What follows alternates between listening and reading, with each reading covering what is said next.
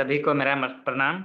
मैं पंकज कुमार सिंह आप सभी का आईपीएच के इस 893 मीटिंग में आप सभी का स्वागत करता हूं। हम लोग मीटिंग शुरू करने से पहले मौन प्रार्थना करेंगे। धन्यवाद सभी का। पुनः मैं आप सबको आईएफपीएच के इस मीटिंग में आपका स्वागत करता हूं। आज के हमारे स्पीकर हैं डॉक्टर विजेंद्र प्रताप सिंह। हम सर के बारे में थोड़ा जान लेते हैं, इनका परिचय मैं करवा देता हूं आप लोगों से। डॉक्टर विजेंद्र प्रताप सिंह ने बीएचएमएस की पढ़ाई GD memorial homeopathic medical college Patna से पूरी की है। कॉलेज के दिनों से ही सर अपने ज्ञान को सभी छात्रों के साथ साझा करके एक उज्जवल जीवन का परिचय दिया है। सर बीएचएमएस पूरा करने के बाद उन्होंने अपने जीवन की यात्रा एक होम्योपैथिक चिकित्सक के रूप में प्रारंभ की और शीघ्र ही अपने सफल उपचारों के माध्यम से सबकी पहचान और सराहना प्राप्त की। ये प्रख्यात होम्योपैथिक चिकित्सक एवं MD homeo lab private limited Ghazipur के सीएमडी डॉक्टर एमडी सिंह के युग पुत्र हैं। डॉक्टर विजेंद्र प्रताप सिंह ने उत्तर प्रदेश और बिहार में आयोजित अनेक होम्योपैथिक कार्यक्रमों में आमंत्रित वक्ता के रूप में अपना ज्ञान साझा किया है। वो इंटरनेशनल फोरम होम्योपैथी में नियमित वक्ता हैं और हिंदी एवं अंग्रेजी दोनों सत्रों में व्याख्यान देते हैं। इन्होंने लीगा अंतर्राष्ट्रीय सेमिनार में भी विदेश यात्रा की व्याख्यान प्रस्तुत किया है। डॉक्टर विजेंद्र प्रताप सिंह सर अभी वर्तमान में MD homeo lab private limited Ghazipur के निदेशक हैं। सर का आज का टॉपिक है तीव्र रोगों के मूल्यांकन के लिए कारणों पर प्रमुख कारक। तो सर से मैं अनुरोध करूंगा कि आप अपना शुरू करें और अपने एक्सपीरियंस को हम लोग के साथ साझा करें। सर आप स्टार्ट कर सकते हैं। बहुत बहुत धन्यवाद पंकज जी। वेटिंग रूम में कुछ लोग आप ही जोड़ लेंगे ना उनको कि मुझे हाँ जोड़ना सर, पड़ेगा? वो हम वो एडमिट करते रहेंगे, आप उसमें कंटिन्यू करिएगा अच्छा, इसमें। ठीक ठीक ठीक है। बहुत बहुत धन्यवाद। सबसे पहले तो मैं इस मंच को प्रणाम करता हूं और प्रणाम करता हूं डॉक्टर एम के साहनी सर को, जिन्होंने मुझे इस मंच पर अपने अनुभवों को साझा करने का जो अवसर प्रदान किया है, मैं उसके लिए उनका आभारी हूं। और लगातार शायद 9वीं बार ये मुझे मौका मिल रहा है। हिंदी सेशन में 5वीं बार और शायद इंग्लिश सेशन में 4 बार ये मौका मिला है, तो उसके लिए मैं आप सभी का बहुत दिल से आभारी हूँ और पूरी टीम को धन्यवाद ज्ञापित करता हूँ। मैं आज के जो हमारे कोऑर्डिनेटर हैं पंकज कुमार सिंह जी, उनका भी बहुत-बहुत धन्यवाद ज्ञापित करता हूँ कि उन्होंने मेरे बारे में एक बहुत ही अच्छा इंट्रोडक्शन दिया। दोस्तों, मैं एक होम्योपैथिक चिकित्सक हूँ और एक होम्योपैथिक चिकित्सक होने के साथ सबसे बड़ी मेरी ज़िम्मेदारी यही है कि मैं आप सबके सम्मुख जो भी चीज़ें रखूँ, वो बिल्कुल स्पष्ट हों। स्पष्ट होने के साथ-साथ उन चीज़ों में सच्चाई हो, ताकि जब मेरे बताए गई औषधियों को जब आप अपने क्लिनिक में जब उसका प्रयोग करें, तो आपको भी वैसा ही अनुभव मिले जैसा अनुभव मुझे मिला है। आप भी उन औषधियों के वैसे ही प्रशंसक बन जाएँ, जैसे मैं उन औषधियों का प्रशंसक बन गया हूँ। दोस्तों, एक होम्योपैथिक चिकित्सक होने के नाते मैं आपको ये बता दूँ कि होम्योपैथिक चिकित्सा पद्धति एक सागर की तरह है और ज्ञान असंख्य बूँदों की तरह है। और अगर हम सबके अपने अलग-अलग ज्ञान की चर्चा करूँ, तो वो एक मग्गा या एक बाल्टी से ज़्यादा नहीं है। लेकिन अगर हम सब मिल कर के अगर अपने ज्ञान को आपस में बाँटते हैं, सही ज्ञान को, सही चीज़ों को अगर एक-दूसरे के साथ बाँटे, तो निश्चित तौर पर हम एक बहुत बड़े जल संग्रह, यानी कि एक बहुत बड़े ज्ञान के भंडार को एकत्रित कर सकते हैं और जिसकी वजह से होम्योपैथिक चिकित्सा पद्धति जहाँ हम देखना चाहते हैं शीर्ष स्तर पर, वहाँ पर जाएगी। और ऐसे कई सारे रोग जो अन्य चिकित्सा पद्धतियों में ठीक नहीं हो पाते हैं, एक-दूसरे से ज्ञान बाँट करके, क्लिनिकल मटेरिया मेडिका को और ज़्यादा इलैबोरेट करके हम उस ज्ञान को बढ़ा करके होम्योपैथिक चिकित्सा पद्धति को शीर्ष स्तर पर ले जा सकते हैं। तो आज का जो शीर्षक है, निश्चित तौर पर बहुत ही महत्वपूर्ण शीर्षक है वो। और वो अगर आप देखें, तो आप अपनी स्क्रीन पर देख सकते हैं, consideration of cause as a prime factor for evaluation in acute diseases. दोस्तों, इवैल्यूएशन के बिना होम्योपैथिक चिकित्सा पद्धति में आप बेहतरीन प्रैक्टिस नहीं कर सकते। आपको लगेगा कि ये जो केस है किसी दूसरी औषधि की तरफ इंडिकेट कर रहा है। वो बहुत ही पेक्यूलियर कैरेक्टरिस्टिक सिम्पटम आपको दिखेंगे। आप उस पर अपने औषधि का चुनाव करेंगे, एक्यूट केसेस की बात कर रहा हूँ। लेकिन कहीं न कहीं कारण को छोड़ देने की वजह से हमारा प्रिस्क्रिप्शन गलत हो जाएगा और वो डिज़ायरेबल रिज़ल्ट नहीं मिल पाएँगे, जिसकी हम अपेक्षा अपने क्लिनिक में एक मरीज़ पर करते हैं। दोस्तों, इवैल्यूएशन को शॉर्ट अगर देखा जाए तो evaluation is grading of symptom according to their value in order to form the individualistic picture of the disease by taking the totality for the purpose of selection of the most accurate medicine. निश्चित तौर पर हमें लक्षणों को grade देना है कि कौन सा लक्षण हमारे लिए ज्यादा जरूरी है, कौन सा लक्षण बहुत जरूरी दिख भी रहा है लेकिन किसी कारणों की वजह से उन्हें हमें अलग रख करके हमें दूसरे लक्षणों को पकड़ना पड़ेगा। अगर ये मैं आपको अपना अनुभव बताना चाहता हूं कि अगर एक्यूट केसेस कोई भी आए तो वहां पर आप कारण को जरूर ढूंढें, और अगर आपके पास कारण है तो निश्चित तौर पर आपका जो सिलेक्शन होगा मेडिसिन का वो उसी कारण पर ही होगा। भले ही वो पेशेंट आपको बहुत ही पिक्यूलियर, अनकैरेक्टरिस्टिक, अनकॉमन सिम्टम्स दे रहा है as far as modality is concern, as far as the character of the pain is concerned, as far as the location is concerned, लेकिन फिर भी अगर कारण आपको मिल गया तो आपको अपना औषधि उसी कारण पर ही देना चाहिए। आइए कुछ उदाहरण के माध्यम से हम समझेंगे, और इन उदाहरणों को देखते फिर कुछ हम वीडियो प्रेजेंटेशन देखेंगे बेल्स पाल्सी का, उन केसेस को भी देखेंगे। लेकिन उसके पहले कुछ उदाहरण देखो मैं आपको दिखाऊंगा, उसके साथ साथ मैं आपको ये भी बताऊंगा कि क्यों मैंने उन औषधियों का चयन उस तरह के केसेस में किया है, और फिर उसको हम किसी चीज से रिलेट भी करेंगे ताकि आप उससे और ज्यादा फेमिलियर हो जाए। दोस्तों, एक बहुत ही आम समस्या है, आप सबके क्लिनिक में आती होगी, एब्डोमिनल पेन, पेट में दर्द, बहुत ही आम समस्या है। अपने स्क्रीन पर अगर आप ये जो पिक्चर है उसको देखें तो वो एक स्टुप पोस्चर में है। ट्रेडिशनल डबल बेंडिंग पोस्चर लेकर के बहुत ही कम मरीज आते हैं, लेकिन स्टुप पोस्चर में पेशेंट अगर आपके पास आ रहा हो, वो सीधा नहीं खड़ा हो पा रहा है, हल्का सा झुका हुआ आ रहा है, तो जब आप उस पेशेंट को देखेंगे तो आपके दिमाग में निश्चित तौर पर कई सारी औषधियां घूमना शुरू हो जाएंगी उस पेशेंट के बताने से पहले, क्योंकि ऑब्जर्वेशन तो पहले ही शुरू हो जाता है जैसे ही मरीज आपके क्लिनिक के अंदर घुसता है। एक फेमस डॉक्टर हैं सर जॉन स्कॉलन, उन्होंने न्यूरोलॉजिकल एग्जामिनेशन पे बहुत ही अच्छी किताब लिखी है, और वो कहते हैं कि जो डॉक्टर का मेज होता है, जो डॉक्टर की कुर्सी होती है, और जो दरवाजे की दूरी होती है जहां से पेशेंट अंदर घुसता है, उसकी दूरी पर्याप्त होनी चाहिए ताकि जब पेशेंट अंदर घुसे तो एक पर्याप्त समय मिले उसको बैठने का, और उस समय में आप काफी सारी चीजें ऑब्जर्व कर पाए। दोस्तों, इसको देखते ही आपके दिमाग में कई सारी औषधियां घूमने लगेंगी। आप सबको पता है colocynth, magnesia phos, pulsatilla, ignatia, stannum metallicum, और ऐसी कई सारी औषधियां जिसमें बेंडिंग एम्बरेशन या बेंडिंग पोस्चर, जिसमें पेशेंट रिलीफ महसूस करता है, वो आने लगेगी। और पेशेंट से जब आप पूछेंगे सिम्टम्स को तो आपको लगेगा भी कि इसको ऐसे झुकने क्यों झुके हुए, क्योंकि वो उसको रिलीफ महसूस होता है। आप पूछते हैं कि भाई सीधा बैठने की कोशिश करो, अगर सीधा बैठने की कोशिश करता है फिर तुरंत ऐसे हो जाता है, तो आप पूछते हैं कि भाई क्यों, क्या हो रहा है। अगर वो बताता है कि डॉक्टर साहब ऐसे थोड़ा बहुत आराम मिल रहा है, सीधा हो ही नहीं पा रहा है, ऐसी अवस्था में ढेर सारी औषधियां आपके दिमाग में होंगी। अगर कैरेक्टरिस्टिक इंडिकेशन होने के बाद आप अपनी औषधियों का चुनाव उस लक्षण पे जो पिक्यूलियर पेशेंट दे रहा है उस पे करते हैं तो निश्चित तौर पे वो गलत होगा। इनिशियली आपको पूछना है, अगर पेट के साथ कुछ भी हो रहा हो, वट एवर हैपनिंग, अगर पेट में दर्द हो रहा हो, पेशेंट को उल्टी हो रही हो, यहां तक कि अचानक से सरदर्द भी हुआ हो, तो सबसे पहला प्रश्न होना चाहिए कि आपने क्या खाया था भोजन में। अगर पेशेंट बोलता है कि डॉक्टर साहब मैंने मछली खाई थी, जैसे ही वो मछली का नाम लेता है वैसी अवस्था में आपको ये भूल जाना है कि उसके कैरेक्टरिस्टिक इंडिकेशंस क्या थे, कौन सी मोडालिटीज थी, और किस तरीके का लोकेशन था, क्या था।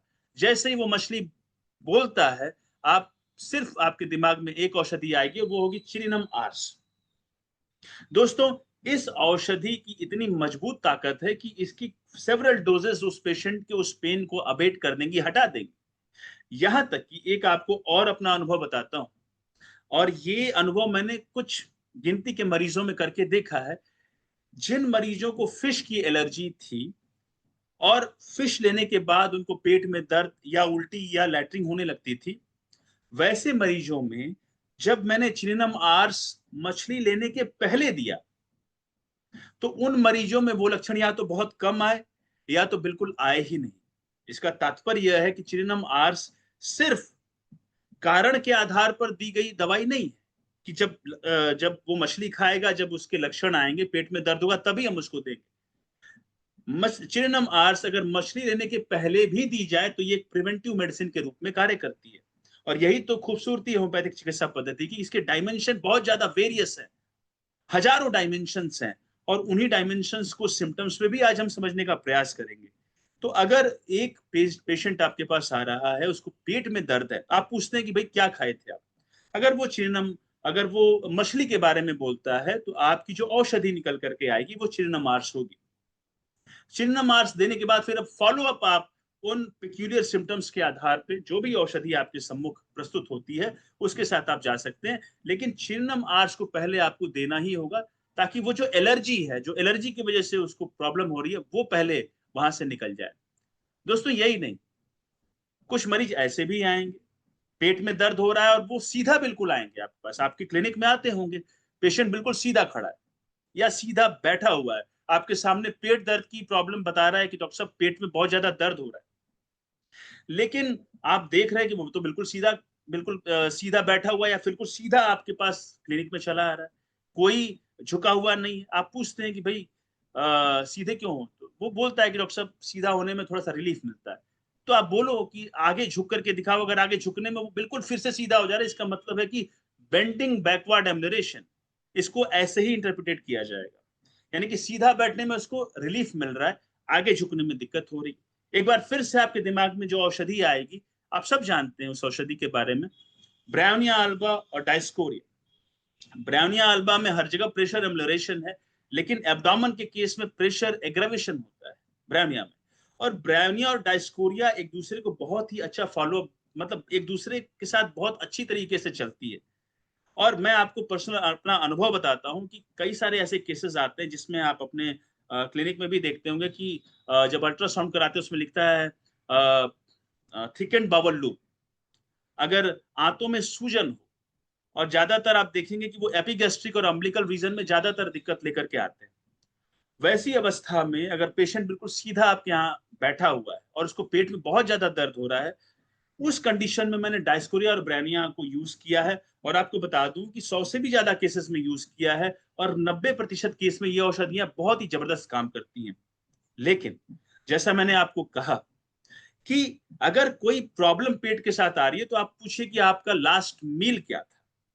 अगर वो पेशेंट बोलता है कि डॉक्टर साहब मैंने अंडा खाया, वैसी अवस्था में सिर्फ ब्रायोनिया और डायस्कोरिया बेटर काम नहीं करेंगी। अगर ये पार्टिकुलर मोडेलिटी आपको दिख रही है कि वो स्टैंडिंग स्ट्रेट है और उसको रिलीफ मिल रहा है, आगे झुकने में दिक्कत हो रही है, वहां पर जो औषधि आप सबके सम्मुख जबरदस्त रिजल्ट लेकर के आएगी, वो है मॉर्गन पी। दोस्तों मॉर्गन पी को काम करने में कुछ मिनट ही लगते हैं, उससे ज्यादा का समय नहीं लगता। उसके जीभ पे दवा पड़ते ही वो जबरदस्त काम करेगी। लेकिन अगर कारण हो तब, अगर कारण नहीं होगा, अगर वो बोलेगा कि नहीं डॉक्टर साहब कुछ नहीं खाए थे, या फिर सिंपल रोटी सब्जी खाए थे, या सब्जी में कोई स्पेसिफिक सब्जी नहीं बताता है, या फिर बोलता है डॉक्टर साहब कुछ नहीं खाए थे बस सुबह से दर्द होना शुरू हो गया, तब आप ब्रायोनिया और डायस्कोरिया की तरफ जाएंगे। लेकिन जैसे ही आपको कारण मिला, जैसे कुछ मरीज बोलते हैं कि डॉक्टर साहब कटहल खाए थे, तो कटहल खाए थे तो वहां पर कैमोमिला हो जाती है। कुछ मरीज बोलते हैं कि डॉक्टर साहब हम साग खाए थे, साग खाने पर भी कैमोमिला हो जाती है। तो अगर कोई स्पेसिफिक फूड आपको सामने निकल करके आ रहा है, तो आपको अपनी दवा का सिलेक्शन उसी पार्टिकुलर फूड पे करने की आवश्यकता है। निश्चित तौर पर मॉर्गन पी कुछ मिनटों के अंदर उसके दर्द को गायब कर देगी, और फिर आगे जो भी फॉलोअप मेडिसिन है आप उसके साथ जा सकते हैं। यही नहीं दोस्तों, चेस्ट पेन को ही ले लीजिए। चेस्ट पेन एक बहुत ही कॉमन प्रॉब्लम क्लिनिकल प्रैक्टिस में है, और खास तौर पे कोविड के बाद आप पाएंगे कि अगर किसी को सीने में दर्द होता है, तो उसके अंदर बहुत ही एंजाइटी, रेस्टलेसनेस होती है। और जैसा मैं कहूं कि a weaker dynamic affection is extinguish by the stronger one. और निश्चित तौर पर चेस्ट पेन एक स्ट्रॉन्गर अफेक्शन है, तो उसके अलावा दूसरी कोई भी प्रॉब्लम उसको होगी तो वो उसकी चर्चा नहीं करेगा, सबसे पहले चेस्ट पेन लेकर के आएगा। दोस्तों सबसे पहला तो ये काम है कि चेस्ट पेन अगर लेकर के आ रहा है, तो हम उसको बाइफरकेट कर लें कि ये हार्ट की प्रॉब्लम तो नहीं, कहीं ये एंजाइना पेक्टोरिस या मायोकार्डियल इन्फार्क्शन या एओर्टिक डाइसेक्शन, या फिर रप्चर ऑफ एओर्टिक एन्यूरिज्म, या फिर पेरिकार्डाइटिस, मायोकार्डाइटिस, या फिर कोई वाल्वुलर हार्ट डिजीज अगर हार्ट की चर्चा करें, कहीं ये तो नहीं, या फिर अगर फेफड़े की चर्चा करें तो कहीं ये पल्मोनरी थ्रोम्बो एम्बोलिज्म, या फिर पल्मोनरी इंफाक्शन, या फिर प्लूरिसी तो नहीं। अगर वो भी नहीं होता तो फिर हम देखें कि कहीं उसको चोट तो नहीं लगी है या फिर कोई न्यूरोमस्कुलर डिसऑर्डर तो नहीं है, वो भी नहीं है। फिर हम जीआईटी पे आते हैं और जब हम जीआईटी पे आते हैं और जब हम पूछते हैं कि भाई तुम्हें ये दर्द क्यों हो रहा है? अगर उसका उत्तर उसके पास नहीं तो हमें सबसे पहले पूछना चाहिए कि आपके पेट की स्थिति क्या है? क्या आपको गैस बनती है? उन सारी चीज़ों को रूल आउट करने के बाद जो मैंने अभी आपके सम्मुख चर्चा की, अगर पेशेंट बोलता है कि डॉक्टर साहब गैस बनती है मुझे, आप फिर बोलेंगे कि अच्छा गैस बनती है, तो दर्द किस तरीके का होता है? पेशेंट बोलता है कि डॉक्टर साहब चुभने जैसा दर्द होता है, कभी यहाँ होता है, कभी यहाँ होता है, चेस्ट में इधर-उधर दर्द हो रहा है। कुछ पेशेंट आपको क्योंकि जब एब्डोमेन डिस्टेंड करेगा तो जो डायफ्राम है उसके ऊपर जाने की वजह से सेंसेशन एज़ इफ केज्ड, यानी ऐसा लगेगा कि किसी ने इसको जकड़ दिया है, ऐसी फीलिंग भी आएगी जो आप कैक्टस जी में पढ़ते हैं। वो भी पेशेंट बता सकता है। तो आप फिर पूछ सकते हैं कि अच्छा जब पेट सही रहता है तब चेस्ट पेन की क्या स्थिति होती है? तो बोले कि डॉक्टर साहब जब डकार आ जाती है या फिर जब नीचे से हवा खुलती है तो मुझे आराम मिलता है। दोस्तों जैसे ही इस तरह के सिम्पटम्स पेशेंट आपको बताए, तो आपके दिमाग में इग्नेशिया भी आता है, आपके दिमाग में कार्बोवेज भी आता है, आपके दिमाग में एसाफोटिडा भी आता है और दूसरी गैस की दवाएँ आने लगती हैं। लेकिन अगर मैं कैप्टन ऑफ द शिप की बात करूं कि ऐसी कौन सी औषधि है जो इन सब में सबसे आगे अग्रिम पंक्ति में खड़ी हुई है, वो औषधि है लेट्रोडैक्टस मैक्टेंस। दोस्तों लेट्रोडैक्टस मैक्टेंस मार्वलस मेडिसिन है और मैं आपको बताऊं कि 200-300 से भी ज्यादा केसेस में हमने इसको प्रयोग करके देखा है और ये जबरदस्त काम करती है। लेकिन सवाल ये उठता है कि क्यों? आखिर लेट्रोडैक्टस मैक्टेंसी क्यों? क्यों नहीं दूसरी औषधियों का प्रयोग मैंने किया? जिसकी चर्चा मैंने शुरू में ही की थी कि हम कारण को भी देखेंगे कि आखिर क्यों ये औषधियाँ इफेक्टिव है। तो दोस्तों अगर लेट्रोडैक्टस मैक्टेंस को आप देखेंगे और इसके लिटरेचर को देखेंगे, तो उसके लिटरेचर में स्पष्ट लिखा हुआ है कि इस औषधि में चेस्ट के सिम्पटम प्रोमिनेंट है। इस चेस्ट की और हार्ट की कई सारी और बीमारियों में इंडिकेटेड होती है। और उसके साथ-साथ अगले पैराग्राफ में इस औषधि की उपयोगिता एब्डोमिनल कंप्लेन में भी वैसे ही लिखी गई है। यानी कि अगर इसके स्फीयर ऑफ एक्शन की बात की जाए, तो एब्डोमेन और चेस्ट दोनों में ये औषधि अद्भुत काम करती है। और इसका इंटरप्रिटेशन ये है, कहीं पर भी ये नहीं लिखा है कि अगर सीने में दर्द हो रहा है पेट की वजह से तो ही हम देंगे। लेकिन इंटरप्रिटेशन क्या है इसका? इसका इंटरप्रिटेशन यही था कि ये दोनों सिस्टम एक दूसरे से कनेक्टेड है। बीच में डायफ्राम है, बीच में फ्रेनिक नर्व है और जब कभी भी एब्डोमेन डिस्टेंशन होगा तो उस पर एक दबाव बनेगा और चेस्ट में उसका अफेक्शन आएगा। लेकिन ये तो कई औषधियों में है, ये कार्बोवेज में भी है, इग्नेशिया में भी है, एसाफोटिडा में भी है। लेकिन इतना प्रोमिनेंटली ये दोनों सिस्टम एक साथ किसी दूसरी औषधि में सिम्पटम्स एक साथ किसी दूसरी औषधि में उपलब्ध नहीं है। यानी कि लेट्रोडेक्टस में चेस्ट के सिम्पटम भी उतने ही प्रोमिनेंटली होंगे, एब्डोमेन के सिम्पटम्स भी उतने ही प्रोमिनेंटली होंगे। ये एक दूसरे के दोस्त है, अगर रहेंगे तो एक साथ रहेंगे और अगर जाएंगे तो एक साथ जाएंगे। और यही कारण है कि जब इस सिम्पटम्स को ऐसे रिलेट करके जब मैंने लेट्रोडेक्टस मैक्टेंस का उपयोग चेस्ट पेन में करना शुरू किया जहां कारण गैस्ट्रिक फ्लैचुलेंस था, तो अद्भुत रिजल्ट आए। और मैं आपको बता दूं कि जितनी भी औषधियों की चर्चा मैं आज करूंगा, उनका जो प्रतिशत है, उनकी जो इफेक्टिविटी है, वो 90% से ऊपर है। यानी कि अपने क्लिनिक में भी अगर आप उस केसेस में इन औषधियों का प्रयोग सही तरीके से इंटरप्रिटेट करके करते हैं, तो आपको भी मोर देन 90% ऑफ केसेस में जबरदस्त रिस्पॉन्स मिलेगा। और निश्चित तौर पर आप फिर सोचने पे मजबूर हो जाएंगे कि इंटरप्रिटेशन से हम क्लिनिकल मटेरिया मेडिका को कितना ज्यादा विस्तारित कर सकते हैं और नए-नए सिम्पटम्स को कैसे आपके सम्मुख ला सकते हैं। दोस्तों, लेकिन क्या गैस सिर्फ सीने में ही चढ़ती है क्या? अगर गैस्ट्रिक हेडेक हो, गैस अगर सर में चढ़ने लगे, पेशेंट बोलेगा कि डॉक्टर साहब ऐसा लगता है कि मेरे सर में गैस चढ़ गई है। पेशेंट को सर में दर्द हो रहा हो या वर्टाइगो हो या फिर सर में भारीपन हो और जब आप उससे पूछते हैं कि तुम्हारे पेट की स्थिति क्या है, तो बोलता है कि सर पेट सही नहीं रहता है, गैस बनती है। तो फिर आप पूछते हैं कि अच्छा गैस बनती है तो ये बताओ कि जब इरेक्टेशन होता है या डिस्चार्ज ऑफ फ्लैटस होता है तो फिर क्या होता है? तो पेशेंट बोले कि डॉक्टर साहब आराम मिलता है, जब गैस निकल जाती है डकार के रूप में या नीचे से तो मुझे रिलीफ मिल जाता है। दोस्तों, बहुत सारी औषधियाँ आप सब जानते हैं कि आइरिस वर्सिकुलर भी है, टेरेक्सिकम भी है, चेरिडोनियम भी है, नक्स वोमिका भी है, लाइकोपोडियम में भी खाली पेट अगर है तो दर्द होने लगता है। एसाफोटिडा भी है, टबैकम भी है अगर चक्कर के साथ सर में दर्द हो रहा। वहीं कॉकुलस इंडिकस भी है अगर चक्कर, सर दर्द और उसके साथ मोशन सिकनेस हो। जब आप पूछते हैं कि बस गाड़ी लगती है तुम्हें क्या? लेकिन जब आप साइंटिफिकली सोचते हैं तो आपके सम्मुख एक बहुत ही अलग, बहुत ही रेयरली यूज्ड मेडिसिन सामने आकर के खड़ी हो जाती है कि साहब मुझे यूज कीजिए, मेरे बारे में क्यों नहीं सोच रहे हैं? और वो औषधि है होमेरस। दोस्तों, होमेरस एक रेयरली यूज्ड मेडिसिन है, बहुत कम प्रयोग की जाती है। लेकिन आपको मैं बता दूं कि अनकाउंटेबल नंबर ऑफ केसेस, पिछले 13 सालों से प्रैक्टिस कर रहा हूं और अनकाउंटेबल नंबर ऑफ केसेस में होमेरस का प्रयोग हमने किया है, जब पेशेंट ने ऐसा बताया कि डॉक्टर साहब सर में गैस चढ़ जाती है, कमाल का काम करती है। लेकिन फिर प्रश्न यही खड़ा हो जाता है कि भाई आपने ये सिम्टम्स पे कैसे दवाई दे दी, क्या लिखा हुआ है इसके बारे में? तो अगर इसके लिटरेचर को आप देखेंगे तो उसमें लिखा है कि when head, throat and abdomen symptoms comes together, अगर हेड, थ्रोट और पेट के सिम्टम्स एक साथ आते हैं तो वहां पर होमेरस की उपयोगिता दिखाई पड़ती है। लेकिन मेरे क्लिनिकल अनुभव से अगर सिर्फ सर और पेट का भी सिम्टम्स एक साथ हो तो वहां पर इसका प्रयोग किया जा सकता है। कहीं पर भी गैस्ट्रिक हेडेक की चर्चा नहीं की गई है, लेकिन निश्चित तौर पर सारा नर्व का खेल है। पेट में डिस्टेंशन है और नर्व की वजह से सर जो है भारी हो जा रहा है, सर में दर्द हो रहा है।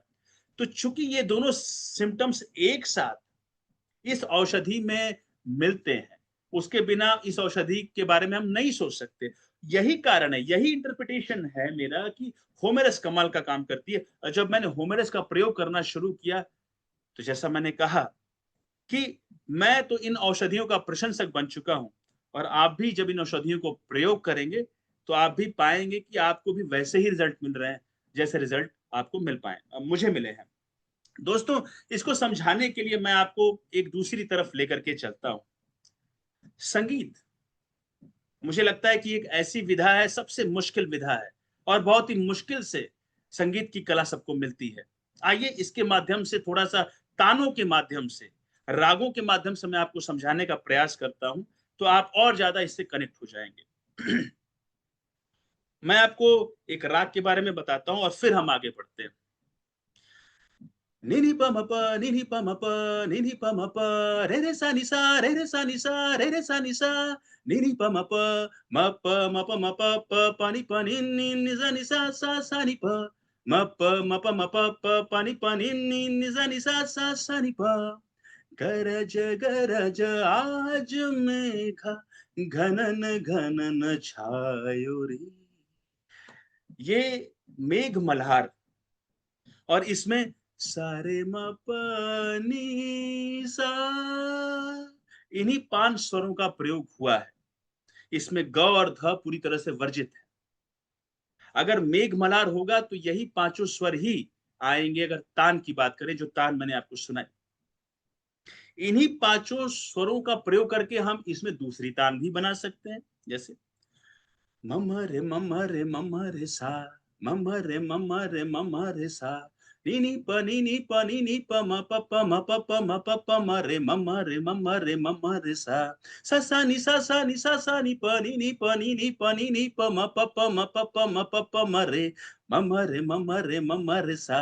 गरज गरज आज मेघा घनन घनन छायो रे। सेम गाना, लेकिन ताने अलग अलग, लेकिन उसका फॉर्मूला एक ही है। दोस्तों, मैं वही चीज आपसे कहना चाह रहा हूं, औषधियों का जो फॉर्मूला है, सिम्टम्स वही है, लेकिन जब हम उसको पैथोलॉजिकली, जब हम उसको प्रैक्टिकली, जब हम उसको क्लिनिकली, जब हम उसको एनाटॉमिकली जब रिलेट करते हैं तो हम पाते हैं कि उस सिम्टम्स को जब हम एक्सप्लेन कर रहे हैं तो कई और सारे नए सिम्टम्स निकल रहे हैं, लेकिन उसी फॉर्मूले के साथ वो कहीं भी उससे दूर नहीं जाएंगे, जैसा कि आपने होमेरस में देखा, जैसा आपने लेट्रोटेक्टस में देखा। यही नहीं दोस्तों, अगर हम सर्वाइकल स्पॉन्डिलोसिस की बात करें, बहुत ही जटिल बीमारी है, बहुत कॉमनली मिलती है। इसको भी हम आपको एक दूसरे राग से समझाने की कोशिश करते हैं कि एक सिंपल सा सिम्पटम कितने सारे कॉम्प्लेक्स डिजीज में दिया जा सकता है, कितने सारे कॉम्प्लेक्स सिम्पटम्स प्रोड्यूस कर सकता है। सर्वाइकल स्पॉन्डिलोसिस की अगर चर्चा की जाती है तो कई सारी औषधियां आपके दिमाग में आने लगती हैं, बहुत सारी औषधियां आती हैं। लेकिन जैसे लेकेनेंथस है, जैसे कॉकुलस इंडिकस है, जैसे टबैकम है, जैसे फेरम फॉस है, जैसे मैग्नीशिया फॉस है, जैसे अन्य कई सारी औषधियां आपके सम्मुख उपस्थित होने लगती हैं। लेकिन जो इन औषधियों का राजा है, वो है ऑक्सीट्रोपिस लैम्बर्टी, वो है सल्फोनॉल। ये दो औषधियां ऐसी हैं जिसको मैंने हजारों, अगर मैं हजारों बोल रहा हूं तो बहुत ही जिम्मेदारी के साथ आपके सबके सम्मुख बोल रहा हूं, और 90% केसेस में 30 या 200 पोटेंसी में ये औषधियां बहुत जबरदस्त काम करती हैं। इसको समझाने के लिए अब एक दूसरी तान से मैं आपको समझाता हूं। ये एक और बहुत ही सिंपल सा राग है, और इसको समझा करके जब मैं बोलूंगा, एक साधारण सा राग है, इन्हीं सारे गामा पद से मिलकर के बना हुआ है। लेकिन जब आप इसकी कॉम्प्लेक्सिटी को देखेंगे तो आप इस औषधि के बारे में समझ पाएंगे। सुने इसको ध्यान से। निसा निसा निसा निसा धनी नि धनी नि धनी मदद मद गम पद नि रे सा नि सा सा सा नि सा धनी नि नि धनी मद द द मद गम पद नि रे सा सा सा सा ग म ग ग ग प म ग ग ग म म नि नि ध म ग नि सा ग म म म ध नि ध द द ध नि सा सा ग ग रे सा नि ध म ध नि सा नि ध म ग सा नि ध नि सा ग म ध नि सा नि सा नि ध म ग सा ग म ध सा नि ध म ग नि रे ग म नि ध म ग सा ग म ग म ध नि सा नि सा नि सा नि सा नि सा धनी धनी धनी धनी धनी गम पधनी ध पम गम पधनी ध पम गम पम गम गरे गरे धनी धनी सा धनी सा स ग ग म ग सा स ग ग म म ध धनी ध सा नि सा ग ग रे सा नि सा नि ध पम ग गम धनी नि ध गम गम गरे सा नि ध सा म ग प म नि ध म पम गम गरे सा नि सा म ग प म नि ध म पम गम गरे सा ध धनी नि सा स ग ग नि सा स ग ग म म सा स ग ग म म ध ध ग ग म म ध धनी नि म म ध धनी नि सा सा नि धनी नि सा सा मेरे ढोलना सुन। ये तान कितनी लंबी है, लगभग 1.5 मिनट की तान है, बहुत ही मुश्किल तान है। लेकिन इसका इसका निर्माण कैसे हुआ? सारे गामा प से ही तो हुआ है। यही सारे गामा प जो है किसी भी औषधि के जो पेक्यूलियर कैरेक्टरिस्टिक सिम्पटम्स होते हैं, उन्हें छोड़ करके आप उस औषधि के बाहर दूसरे सिम्पटम्स को प्रोड्यूस नहीं कर सकते। और उन्हीं सिंपल लक्षणों को जब आप एक्सप्लेन करते हैं, जब आप इलोबरेट करते हैं, जब आप उसको एक्सपेंड करते हैं, तो आप पाते हैं कि कितने सारे दूसरे लक्षण उत्पन्न हो जाते हैं। कहने का तात्पर्य यह है, जैसे ऑक्सीट्रोपिस में लिखा हुआ है कि इट कॉजिंग स्पाइनल कंजेशन, सिर्फ इतना ही लिखा है। कहीं पर भी सर्वाइकल स्पॉन्डिलोसिस के बारे में इसमें चर्चा नहीं की गई। एक मर्फी किताब है जिसमें सिर्फ एक लाइन छोटा सा लिखा है, लेकिन बाकी किसी भी किताब में इसके बारे में सर्वाइकल स्पॉन्डिलोसिस की चर्चा नहीं की गई है। तो ऐसी क्या चीज थी कि जिसने मुझे मजबूर किया इस औषधि को इस रोग में प्रयोग करने के लिए? दोस्तों, स्पाइनल कंजेशन लिखा, और स्पाइन तो बहुत बड़ा है, सर्वाइकल से लेकर के कॉकेस तक है। लेकिन इसके बाद इसमें लिखता है कि it also causing cerebellar congestion, cerebellum में भी कंजेशन कॉज करती है। और सेरिबेलम जो है वो सर्वाइकल स्पाइन से अटैच्ड है, जुड़ा हुआ है, उसके पास है। और यही कारण है कि जो इसमें स्पाइनल कंजेशन होता है, जब इस दोनों सिम्पटम्स को हमने रिलेट किया तो ऐसा लगा कि ये कंजेशन ज्यादातर सर्वाइकल रीजन में ज्यादा होता है। और सर्वाइकल स्पॉन्डिलोसिस तो सर्वाइकल स्पाइन की ही तो बीमारी है। सर्वाइकल कंजेशन और भी बीमारियों की वजह से हो सकता है, जैसे सबअर्कनॉइड हेमरेज हो सकता है, वहां पे कोई इन्फेक्शन हो सकता है, कोई चोट हो सकती है, स्पाइन की कोई दूसरी डिजीज हो सकती है जिसने सर्वाइकल स्पाइन को इन्वॉल्व किया है, या फिर मेनिंजाइटिस हो सकता है, या फिर दूसरी कोई बीमारी हो सकती है। लेकिन सर्वाइकल कंजेशन में जो औषधि सबसे पहले आकर के खड़ी होती है वो है ऑक्सीट्रोपिस। और चूंकि सर्वाइकल स्पॉन्डिलोसिस सर्वाइकल स्पाइन की ही तो बीमारी है, और यही कारण है कि ऑक्सीट्रोपिस लैम्बर्टी सर्वाइकल स्पॉन्डिलोसिस की अद्भुत औषधियों में से एक है। आप अगर इस औषधि का प्रयोग नहीं कर रहे हैं तो कल से करना शुरू कीजिए। निश्चित तौर पर आप सभी के क्लिनिक में 1 सप्ताह के अंदर सर्वाइकल का कोई ना कोई केसेस जरूर आ जाएगा, कल ही आ जाएगा। और वैसे केसेस में आप इस औषधि को अपने आर्सेनल, अपना जो शस्त्रागार है आपका दवाओं का, उसमें अगर इसको ऐड करेंगे तो आप पाएंगे कि जो रिजल्ट्स आ रहे थे उसमें एक स्टेप ऊपर आप पहुंच गए। इतना जबरदस्त काम करती है और इसे काम करने का कारण है स्फीयर ऑफ एक्शन। इसका काम करने का कारण है relation with the symptoms, relation with the cerebellum. क्योंकि सर्वाइकल में आप देखिए अटेक्सिया भी होने लगता है, कई बार वर्टाइगो भी होने लगता है, सेरिबेलम इन्वॉल्व है, स्पाइन इन्वॉल्व है, स्पाइन में भी जो पोस्टीरियर कॉलम होता है वो भी बैलेंस के लिए रिस्पॉन्सिबल होता है। तो सारे सिम्टम्स के कनेक्शन की वजह से सर्वाइकल स्पॉन्डिलोसिस में मिलने वाले सिम्टम्स का इस औषधि के स्फीयर ऑफ एक्शन से जुड़ाव होने की वजह से यह औषधि अद्भुत कार्य करती है। वही सल्फोनॉल में भी लिखता है कि it also causing congestion of the spine and it also involving the cerebellum. इसमें सेरिबेलम का इन्वॉल्वमेंट और ज्यादा होता है। इसीलिए अगर साथ में चक्कर भी आ रहा हो तो सल्फोनॉल भी ऑक्सीट्रोपिस का साथ बहुत अच्छा निभाता है। ऐसा हमने हजारों केसेस में, पूरी प्रामाणिकता के साथ कह रहा हूं, पूरी जिम्मेदारी के साथ कि हजारों केसेस में इन औषधियों का प्रयोग हमने किया है और बहुत ही अच्छे रिजल्ट्स आपको देखने को मिलेंगे। और काम करने का रीजन भी जैसा कि मैंने सरगम के माध्यम से आपको बताया कि एक सिंपल सिम्टम लिखा हुआ है, लेकिन जब उसको एक्सप्लेन किया जाता है, जब उसको प्रैक्टिस ऑफ मेडिसिन, जब उसको एनाटॉमी या पैथोलॉजी के माध्यम से जब उसको हम और ज्यादा डाइसेक्ट करते हैं तो पाते हैं कि ये औषधि की जो रीच है, जो पहुंच है, ये बहुत ज्यादा उन एक लाइनों तक सीमित नहीं है। अगर चाहा जाए तो इस एक औषधि पे कई सारे पन्ने लिखे जा सकते हैं दोस्तों। एक सिम्टम्स को इतना ज्यादा विस्तारित किया जा सकता है। तो आप सर्वाइकल में इन औषधियों का प्रयोग अद्भुत रूप से देख सकते हैं। ये देखिए, आप आइसबर्ग को ही देख लीजिए इसको समझने के लिए। आइसबर्ग एक छोटा सा टुकड़ा है। आप देखिए, एक छोटा सा टुकड़ा बाहर है, लेकिन अगर नीचे देखिए तो कितना विशाल है। लगभग 10 गुना ज्यादा तो वो पानी के अंदर है। और यही होम्योपैथी है दोस्तों। इसी को जितना ज्यादा हम बाहर निकालते चले जाएंगे, इस छुपे हुए आइसबर्ग को, इस छुपे हुए सिम्टम्स को जो प्रत्यक्ष नहीं दिख रहे हैं, और ये दिखने लगेंगे जब सही तरीके से लक्षणों को इंटरप्रिटेट किया जाएगा, डाइसेक्ट किया जाएगा, रिलेट किया जाएगा, तो जैसे जैसे ये दिखेगा वैसे वैसे क्लिनिकल मटेरिया मेडिका का दायरा बढ़ता चला जाएगा। विश्वास कर, अगर हम यहाँ पर अभी इस मीटिंग में जितने भी लोग जुड़े हुए हैं, अगर हम सब भी अपने अपने अनुभवों को एक साथ जोड़ने लगे तो अभी एक नई फ्रेश नेवर सीन बुक लिख जाएगी, कम से कम 100 पन्नों की। इतनी ताकत है अपने अनुभवों को शेयर करने की और स्पष्ट बताने की और सही तरीके से लक्षणों को इंटरप्रिटेट करने की। आज की इस चर्चा में इन्हीं दो बिंदुओं पे तो हम चर्चा कर रहे हैं। पहला, दवाओं का चुनाव कॉज के आधार पे, जो आगे हम केस के माध्यम से देखेंगे।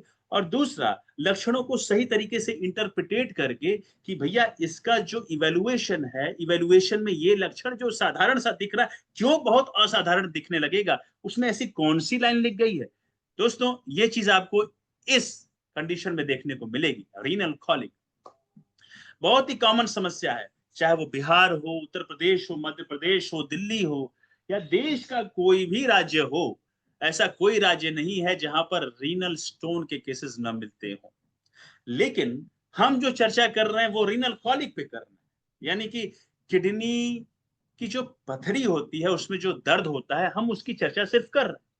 दोस्तों, जब रीनल कॉलिक की चर्चा होती है, आप सब अनुभवी चिकित्सक हैं, निश्चित तौर पर ये सारी औषधियां जो आप अपनी स्क्रीन पर देख पा रहे हैं, बेलाडोना हो, परेरा ब्रावा हो, lycopodium, berberis vulgaris, magnesia phos, ocimum कैन, lachesis, chimaphila, hydrangea, sarsaparilla, calcarea renalis, phyllanthus niruri जो यहाँ पे नहीं लिखी गई है, और ऐसी कुछ और भी औषधियां, निश्चित तौर पर ये औषधियां आपको अपनी तरफ खींचेंगी। आपको इससे रिजल्ट भी मिलता होगा। सामान्य तौर पर बेलाडोना, ऑसिमम कैन और मैग्नीशिया फॉस ये फ्रीक्वेंटली प्रिस्क्राइब होती हैं अगर किसी को रीनल कॉलिक है। लेकिन अगर एक ऐसी औषधि की चर्चा की जाए जो निर्विवाद रूप से सबसे पहली औषधि हो सकती है, जो निर्विवाद रूप से ऐसी औषधि हो सकती है जिसको अगर आप देते हैं तो विद इन, इस बात को जरूर कोट कीजिएगा, विद इन 15 से 20 मिनट के अंदर उस पेशेंट का दर्द आराम हो जाएगा और लगभग 100 में से 90 मरीजों का आराम होने लगेगा। इन औषधियों, जो औषधि मैं अभी आपके सामने प्रस्तुत करने जा रहा हूं, तो वो औषधि दोस्तों है कोकस कैक्टाई। लेकिन अभी फिर से ये प्रश्न उठता है कि भाई हमारे सामने इतनी अच्छी अच्छी दवाएं हैं, किडनी की पथरी की, तो आप कोकस कैक्टाई की बात क्यों कर रहे? कोकस कैक्टाई में तो पहले रेस्पिरेटरी सिस्टम के बारे में बात की गई है कि भैया इसमें वूपिंग कफ होता है, इसमें रात में इतना खांसी होती है कि उल्टी होने लगती है, इसमें sensation of foreign body in the upper eyelid के बारे में चर्चा की गई है कि आंख के अपर वाले हिस्से में आईलिड के अंदर एक फॉरेन बॉडी सेंसेशन जैसा महसूस होने लगता है, उसके बारे में चर्चा की गई है। दोस्तों, कोकस कैक्टाई को रीनल कॉलिक में भी लिखा गया है। आपको कौन सी मटेरिया मेडिका देखनी है जहां पर ये सिम्टम इसी तरह से लिखा गया है जैसे मैं बताने जा रहा हूं? आपको क्लार्क मटेरिया मेडिका देखनी है दोस्तों। दूसरी किसी मटेरिया मेडिका में वो चीज नहीं लिखी है जो अभी मैं चर्चा करूंगा। कोकस कैक्टाई को लिखा गया है रीनल स्टोन के लिए, लेकिन उसकी जो एक बहुत ही विशेष लाइन है जिसकी अभी चर्चा करूंगा दोस्तों, सबसे पहले तो इसमें लिखा है कि pain from loin to groin, exclusive pain, pain from loin to groin under the thighs. तो आप कहेंगे कि ये सिम्टम तो परेरा ब्रावा में भी लिखा है, तो इसमें विशेष क्या लिखा है भैया? तो इसमें एक बहुत ही सुंदर सिम्टम लिखा है, क्लार्क मटेरिया मेडिका में आप देखेंगे, as if the fluid is forcing its way there, as if the fluid is forcing its way there। ऐसा लगता है कि जो फ्लूइड है वो अपना रास्ता खोज रहा है, नीचे लग रहा है कि पानी नीचे जा रहा है। Uncomfortable awareness of the movement of the fluid, आप कह सकते हैं uncomfortable awareness of the urine coming from वहां से लॉइन टू ग्रोइन। जो फ्लूइड का मूवमेंट वो आपको महसूस होने लगेगा, ऐसा लगेगा कोई धक्का दे रहा है नीचे।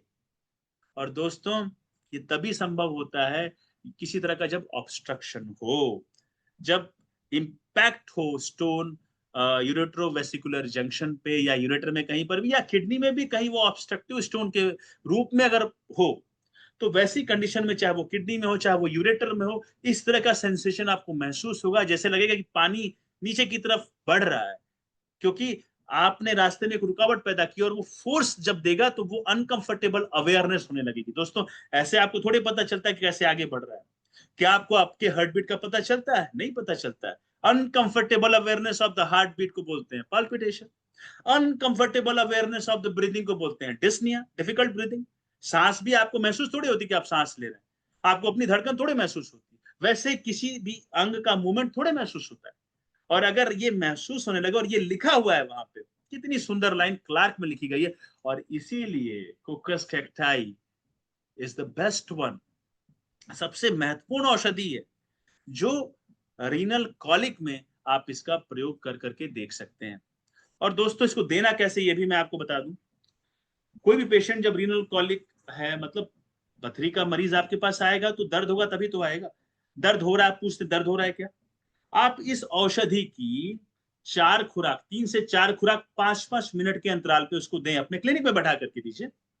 उसको अपने कंपाउंडर से बोल दें कि भाई इसको ये दवा 5-5 मिनट के अंतराल पे 4 बार पिलाओ, और फिर आप दूसरे मरीजों को देखें, और फिर 15 से 20 मिनट बाद, 3 से 4 खुराक बाद आप उसको पूछें, बताएं, तो वो आगे बोलेगा कि हाँ आराम है क्या तुम्हें? तो बोलेगा कि डॉक्टर साहब 30% आराम है, 40% आराम है, 60% आराम है, 70% आराम है, डॉक्टर साहब बहुत ज्यादा आराम हो गया।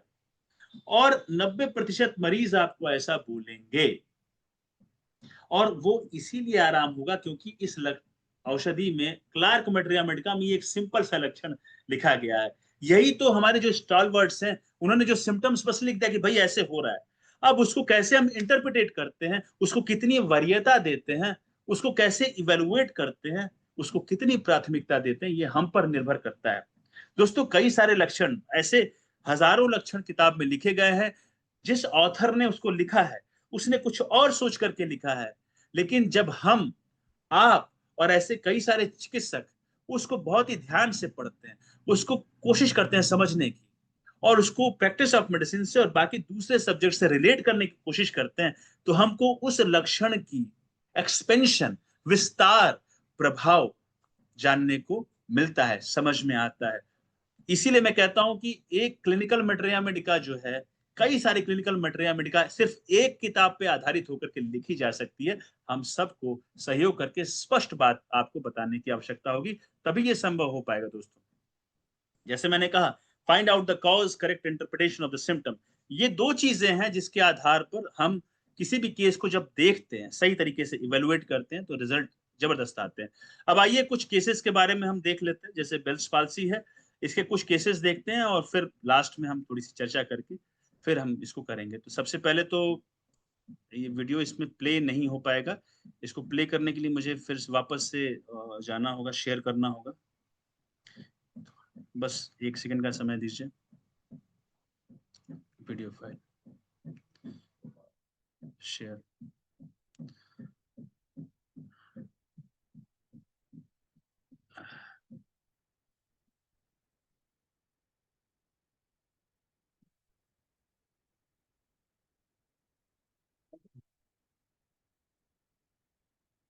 समय के लिए मैं आपसे क्षमा चाहूँगा क्योंकि वहाँ से वो डायरेक्टली कनेक्ट नहीं हो पा रहा है। ये देखिए।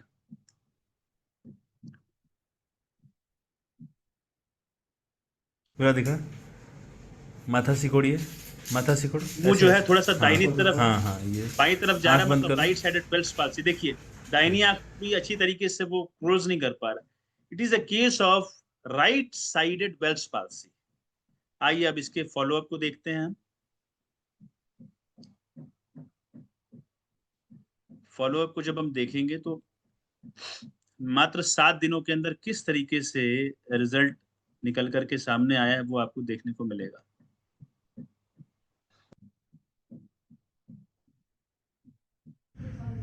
आंख बंद करो बेटा। अब दोनों आंखें अच्छी तरीके से दांत क्लोज हो दिखाइए। रही है। देखिए मुंह का मूवमेंट, अच्छा, ओपनिंग माथा भी सिकोड़िए। सिमेट्रिकल, और व्रिंकलिंग जो माथे पे वो ठीक भी है। पूरी तरीके से पहले उपस्थित। तो तुम्हारा इधर नहीं सिकुड़ रहा था ना? नहीं। हाँ हाँ। और जरा मुंह फुलाओ, मुंह फुलाओ, हवा मत निकलने देना। हाँ। फुलाओ फुलाओ फुलाओ, निकलने मत दो। हाँ ठीक है, अब तो इधर से हल्का निकल रहा है। हल्का सा ना? हाँ। पहले से तो काफ़ी पहले से ठीक बहुत है। बढ़िया है। और पहले मतलब हवा में, मतलब मुंह में हवा नहीं वो कर पा रहे थे। अब ऐसे मतलब हवा ठीक है, रख उतना पा रहे हो ना? हो रहा है मतलब। ठीक ठीक है बेटा।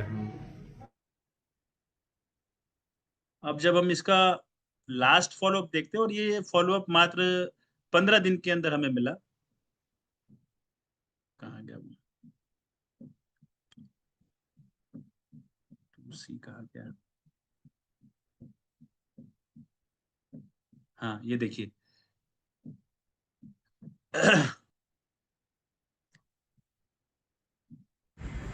बाल हटाओ ऐसे, माथा सिकोड़ो, माथा पूरा सिकोड़ो। हाँ, और ऐसे करो। हाँ, आंख बंद करो, पूरी दांत तरीके से दिखाओ, ठीक हो चुका है। मुंह फुलाओ, जीभ निकालो। ठीक है, अब तो कंप्लीट हो गया ना? हाँ अब सही है। दोस्तों अगर एक दूसरे केसेस पे चर्चा करें, देखें ये दूसरा केस, सीवियर केस ऑफ माथा लेफ्ट साइडेड सिकोड़िए। Bell's palsy. पूरा मुंह चला गया है। आप ठीक है, देखिए। फिर सिकोड़िए।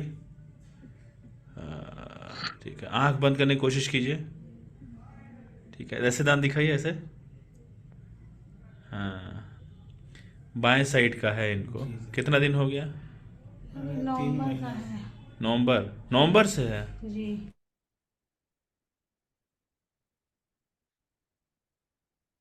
ये देखिए, इसका फॉलोअप देखिए आप। ऐसे कीजिए, आंख बंद कीजिए। जो आंख एकदम बंद नहीं हो पा रही थी वो दांत, कितने अच्छी तरीके से बंद हो रही है। मुंह भी काफी हद तक ठीक है, अपनी काफ़ी जगह पर आ ठीक है। रहा है। बहुत ठीक है डॉक्टर साहब, हमको बहुत बहुत आराम है। हाँ। देखने में लोग करेंगे बहुत आराम है आपको। थोड़ा सा है अभी और हाँ होना है, है। हाँ है। अभी ये जो माथा है हाँ, लेफ्ट वाला, हाँ, इसको हाँ, सिकुड़ना चाहिए। सिकुड़ते हैं, मुंह थोड़ा सा हाँ, सीधा होना चाहिए, और हाँ। है ना? और वो मुंह भी खींच रहा था ज़्यादा ना, हाँ, बहुत खींच रहा कम था, अब खींच ठीक रहा है, है। काफ़ी ठीक है।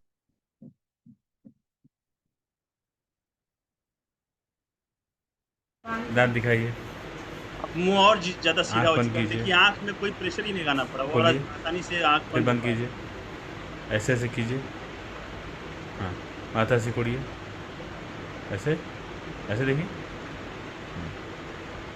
ठीक, मुंह खुलाइए। है।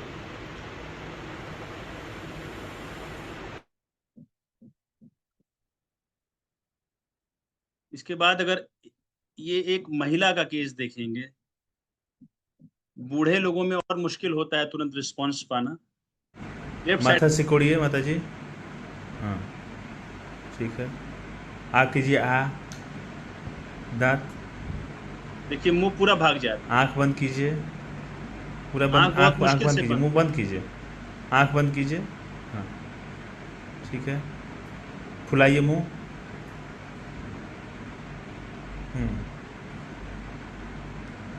ठीक है।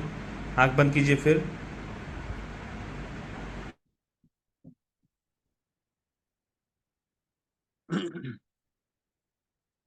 ये देखिए। हाँ। अब अगर आप माथा देखेंगे तो सिकोड़िए। पूरा सिमेट्रिकल। हाँ। आंखें बंद कीजिए। अब आंख तुरंत बंद हो जा रही है। एक बार फिर दांत दिखाइए, 70 दांत साल से ऐसे। भी इनकी उम्र ज्यादा है, लेकिन उसके बाद भी ठीक। इस तरीके का रिस्पॉन्स आ रहा है।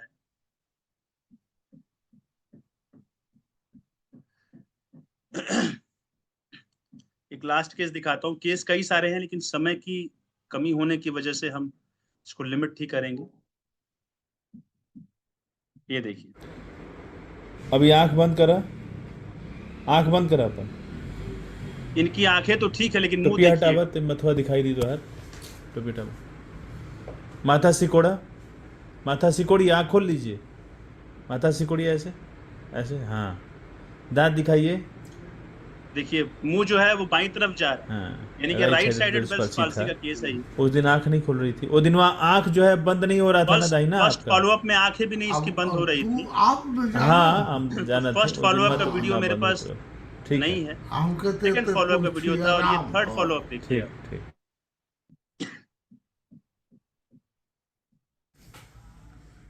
अब मुंह देखिए पूरा टोपी उठा सिमेट्रिकल के है। माथा सिकोड़िए। मुंह पूरा माथा सिमेट्रिकल है, जो सिकोड़िए पहले पूरा। सिमेट्रिकल नहीं था। हाँ ऐसे सिकोड़िए। हाँ हाँ 60 साल से ऐसे ज्यादा कीजिए। इनकी उम्र है। हाँ दांत दिखाइए, दांत पूरा खोली, दांत ऐसे। हाँ हाँ। जेब नहीं, ठीक।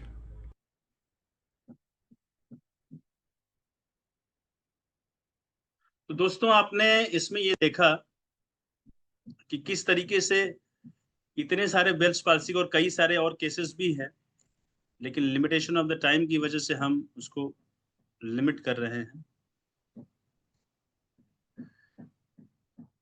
ये जो औषधि यहाँ पर आप देख पा रहे हैं वो कैप्सिकम और क्यूरेर जो इन पेशेंट्स को दी गई थी।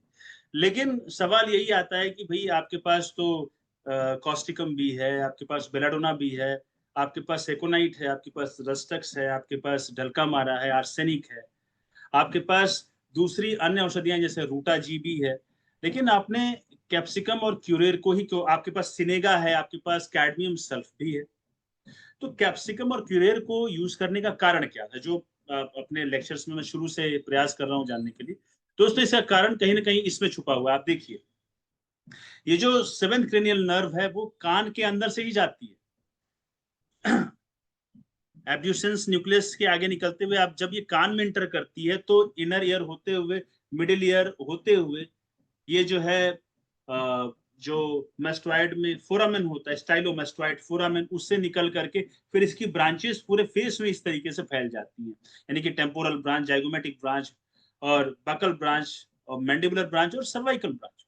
ये सारी ब्रांचेस, और इसीलिए तो यहाँ पे ये भी इन्वॉल्व हो जाता है, यानी कि मुंह भी टेढ़ा हो जाता है, लार भी गिरता है, आंखें भी इन्वॉल्व हो जाती हैं, आईब्रोज भी इन्वॉल्व होती है, ये सारे सिस्टम इन्वॉल्व इसमें हो जाते हैं। दोस्तों कैप्सिकम और क्यूरेर को यूज करने का कारण ये है कि अगर आप कैप्सिकम और क्यूरेर के लिटरेचर में जाएंगे तो वहां पे लिखा है मेस्टोइडाइटिस, उसमें मेस्टोइड बोन का इन्फ्लामेशन, यानी कि अगर मेस्टोइड में इन्फ्लामेशन होगा तो जो सेवेंथ नर्व है वो वहीं से तो जा रही है, और अगर मेस्टोइडाइटिस होगा या catarrhal affection of the year होगा, जो कि कैप्सिकम में लिखा हुआ है, उसमें लिखा हुआ है कि patient is easily sensitive to cold.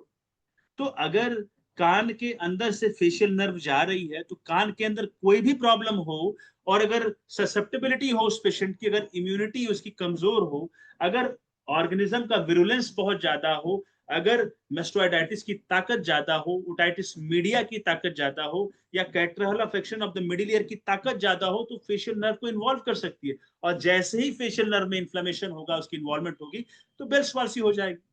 इसीलिए कैप्सिकम का उपयोग करने में आपको इस तरह के रिजल्ट्स मिलेंगे। आपको मैं क्या कहना चाह रहा हूँ, पेशेंट जब आपके पास आता है, मैंने कहा था कि a weaker dynamic affection is extinguished by the stronger one. Patient हमेशा चेहरे का टेढ़ापन लेके आपके पास आएगा। आप पूछेंगे कि क्या तुम्हें 2 दिन पहले या 1 दिन पहले कान में दर्द हुआ था क्या? कान में कोई प्रॉब्लम थी क्या? अगर पेशेंट आपको हाँ बोलता है, अगर बोलता है कि कान में प्रॉब्लम है या कान के पीछे यहाँ पे दर्द है या कान में दिक्कत हुई थी या कान में दर्द हुआ था, तो आप कैप्सिकम के बारे में सोचेंगे। अदरवाइज आपके पास दूसरी औषधियां भी उपलब्ध है, लेकिन ये सिम्टम आपको पूछना पड़ेगा। दूसरी औषधि क्यूरेर है, वो क्यों? क्यूरेर में भी लिखा है catarrhal affection of the ear, curare में भी लिखा है कि ये ठंड से सेंसिटिव होता है, और क्यूरेर में लेफ्ट साइडेड बेल्स पाल्सी भी लिखा है, कान का भी इन्वॉल्वमेंट लिखा है, लेफ्ट साइडेड बेल्स पाल्सी भी लिखा है। यही कारण है दोस्तों कि क्यूरेर जो है बहुत ही जबरदस्त काम करती है। मेरा कहने का तात्पर्य यह है कि किसी भी औषधि को एक्सप्लोर करें, उस कॉज के पीछे के कॉज को भी जानने की कोशिश करें, तो तब जाकर के आप औषधियों के पास और करीब पहुंच पाएंगे और आपको डिजायरेबल रिजल्ट मिल पाएंगे। ये सारी औषधियां आप जानते हैं कि इसमें आप दी जा सकती हैं लक्षणानुसार, लेकिन इसके साथ कैप्सिकम और क्यूरेर को आपको नहीं भूलना है। थैंक यू, बहुत बहुत धन्यवाद।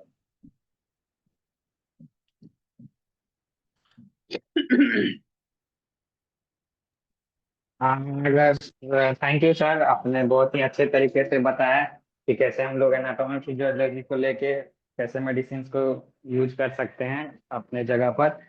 और अभी हमारे पास 8 मिनट है, अगर किसी का कोई क्वेश्चन है तो बोल सकते हैं, सर अभी बताएंगे। और चैट बॉक्स में एक बार देख लीजिएगा सर, चैट बॉक्स में कोई पूछ रहे हैं गॉल ब्लैडर स्टोन पेन के लिए मेडिसिन बताइए। 1 मिनट। हाँ, गॉल ब्लैडर स्टोन के पेन के लिए दवाएं पूछ रहे हैं। इसमें कई सारी औषधियां हैं। सबसे अद्भुत औषधि कैलकेरिया कार्ब है। कैलकेरिया 200 पोटेंसी में आप दे सकते हैं। आप दूसरी औषधि फेल्टाउरी को दे सकते हैं, फ्रेगरेरिया वेस्का को दे सकते हैं। इन औषधियों को लोअर पोटेंसी में देने पे आपको इफेक्ट मिल सकता है। यहाँ तक कि अगर अगर कोई स्टोन का पेशेंट है, गाल स्टोन का, उसको अगर कैलकेरिया कार्ब की सेवरल डोजेस पिलाई जाए तो आपको रिजल्ट मिल सकते हैं। फ्रेगरेरिया वेस्का भी एक औषधि है, फेल्टाउरी भी एक औषधि है जो कि वहां पर दी जा सकती है। इसके साथ लक्षणों के आधार पर अगर उसकी जो मोडेलिटीज है, यानी कि डायस्कोरिया भी इंडिकेटेड हो सकती है अगर पेशेंट ऐसा कमर पर लेकर के इस तरीके से हुआ है। लेकिन सामान्य तौर पर जो स्टोन के पेन होते हैं उसमें किसी भी तरह से आराम नहीं मिलता है। पेशेंट हर तरह की पोस्चर में रहता है, कभी ऐसे हो जाएगा, कभी ऐसे हो जाएगा। तो ये एक क्वेश्चन आया कि 3 ईयर हो गया, एक पेशेंट का बेल्स पाल्सी का ठीक नहीं हुआ, आपसे तो 15 दिन में ठीक हो जा रहा है सर। ये बढ़िया इन्होंने क्वेश्चन दिया है मुझे। देखिए, पहला जो केस था वो 15 दिन में ठीक हुआ, और 1-2 और केसेस थे वो 15 दिन में। बाकी जो वो महिला का केसेस था जिसमें बहुत ज्यादा मुंह चला गया था, उसको जो है उतना ज्यादा इम्प्रूव होने में कुछ महीने लगे। और निश्चित तौर पर जो केस आपके पास आया है उसको हम और ज्यादा डिटेल उसके सिम्टम्स को लेकर के हमें आगे बढ़ने की आवश्यकता है। तब जाकर के निश्चित तौर पर हम दवा के पास पहुंच पाएंगे। इसके साथ उसका रहन-सहन का तरीका, उसका खान-पान, इस पर भी ध्यान देने की जरूरत है। और सबसे जरूरी चीज कि बेल्स पाल्सी हो क्यों रहा है, इस पर जानने की आवश्यकता है। कहीं ऐसा तो नहीं कि फेशियल नर्व जो है उस पे किसी तरह का कोई ट्यूमर हो या कोई हड्डी बढ़ करके उसको कंप्रेस कर रही हो, इसकी भी जांच करने की आवश्यकता है। तो कारण को भी ध्यान देने की जरूरत है। उन्होंने राइट साइडेड बेल्स पाल्सी के बारे में भी बोला है, तो राइट साइडेड बेल्स पाल्सी में रूटा जी और ब्रायनिया अल्बा बड़ा जबरदस्त काम करती है, आप उसके बारे में भी सोचें। लेकिन अगर कान की इन्वॉल्वमेंट है तो आप कैप्सिकम क्यूरेर के बारे में जरूर सोचिएगा।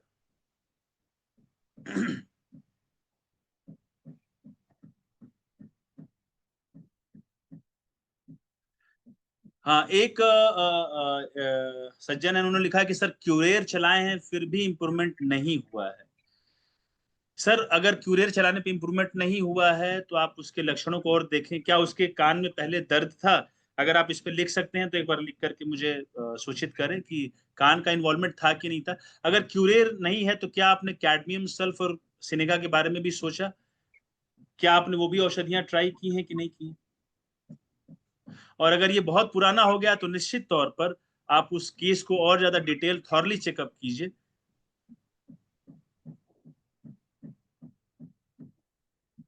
कैडमियम इन्होंने नहीं दिया है। आप कैडमियम और सिनेगा एक बार प्रयोग करके देखें सर, और फिर मुझे बताएं। बहुत बहुत धन्यवाद। वो तो सर सिम्टम्स के आधार पे देखना पड़ेगा ना, जैसे बिल्कुल आपका बिल्कुल, हो गया वो मेडिसिन से, तो जरूरी है कि थोड़े उनका हो जाएगा, उनका अलग निश्चित पेशेंट है, तौर अलग एज फैक्टर होगा, सिम्टम्स अलग कारण होगा, सिम्टम्स यही तो सिम्टम्स के होम्योपैथी है। आधार पर सिम्टम्स के आधार पर देखने की आवश्यकता है।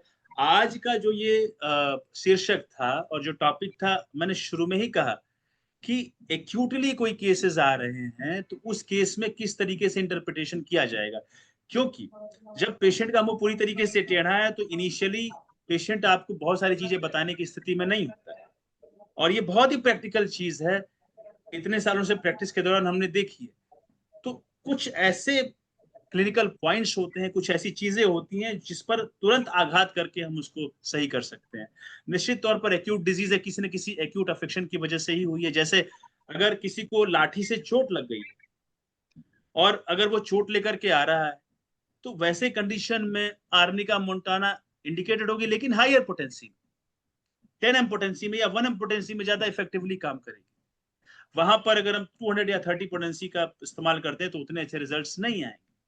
लेकिन एक केस और भी था जहां पर उस पेशेंट ने बताया कि उसको चोट लगी है और उसको बहुत ज्यादा समय से दर्द हो रहा है और बहुत सारी औषधियां दी गई, उसको रूटाजी दिया गया, आर्निका दिया गया, बेलिस्पेरेनिस दिया गया और अन्य औषधियां भी दी गई, कोई आराम नहीं मिला।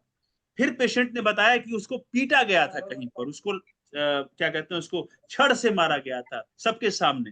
तब वहां पर उसको इग्निशिया दिया गया, ये भी कॉस्ट पे ही सेलेक्ट हुआ और इग्निशिया देने के बाद उसको आराम मिल गया।